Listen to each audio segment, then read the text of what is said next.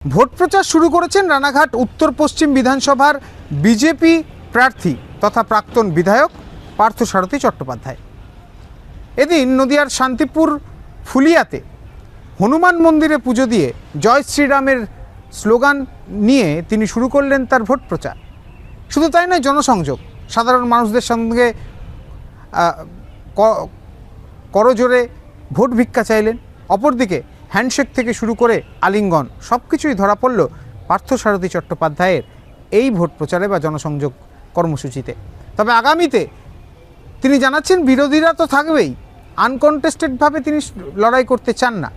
বিরোধীরা যত থাকবে লড়াই আরও শক্ত হবে এবং সেখান থেকেই জয় হবে বিজেপির, কারণ 26-এ সরকার গঠন করতে চলেছে বিজেপি। আপনারা তো নিজেরাই দেখছেন, মানুষ শুধু অপেক্ষা করছে 29 এপ্রিলের দিনটা, ইভিএম মেশিনে তার প্রতিফলন ঘটবে।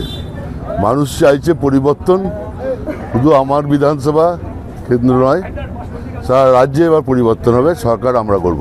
আরেকটা প্রশ্ন রাখবো, ইতিমধ্যে আপনার বিপক্ষে যিনি দাঁড়িয়েছেন তিনিও একজন বরিষ্ঠ রাজনীতিবিদ, সেক্ষেত্রে তাকে কিভাবে দেখছেন? আমার বিপক্ষে কেউ না কেউ দাঁড়াবেই তো। আমার বিপক্ষে তো আমি একা থাকবো না, তাই তো আনকন্টেস্টেড হয়ে যেতাম।